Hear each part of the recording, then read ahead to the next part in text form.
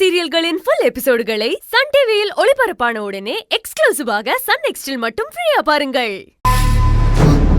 மது இப்படி சொன்னதுக்கு அப்புறமும் எனக்கு சாதகமா எப்படி முடியும்? அப்படியெல்லாம் ஒண்ணும் கிடையாது. இன்னும் ஜட்மெண்ட் சொல்லலல்ல. நிறைய கேஸ்ல அவங்களுக்கு ஃபேவரா தீர்ப்பு இருக்கும் அப்படின்னு நினைப்பாங்க. ஆனா கடைசியில வேற ஒண்ணு சொல்லுவாங்க. அதனால தீர்ப்பு வர வரைக்கும் எதையுமே நம்ப முடியாது.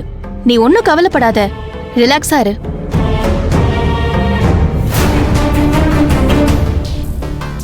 பெட்டிஷனர் அர்ச்சனா அவங்களுடைய அக்கா பொண்ணுதான் மதுனாலும், செவ்வந்திக்கு அந்த குழந்தை தன்னுடைய கணவரோட குழந்தைங்கிறதுனாலையும் ரெண்டு பேருக்கும் ஈக்குவலா உரிமை இருக்கு.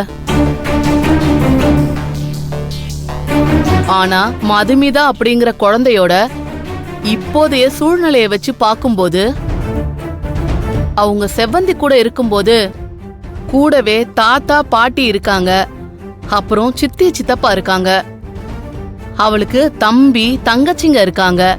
சோ இந்த குழந்தை அந்த வீட்ல இருக்க எல்லாரையுமே ஏற்கனவே ஏத்துக்க ஆரம்பிச்சிட்டா.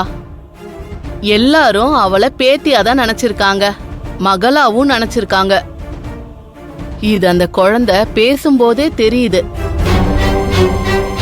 ஒரு குழந்தை இன்னைக்கு இருக்கிற காலகட்டத்துல தனியா வாழறத விட இப்படி ஒரு குடும்பமா வாழ்ந்தாதான் அந்த குழந்தை இந்த சொசைட்டில இருக்கிற எல்லாரையும் தன்னுடைய குடும்பமா நினைக்கக்கூடிய ஒரு மனநிலைமையில வளரும்.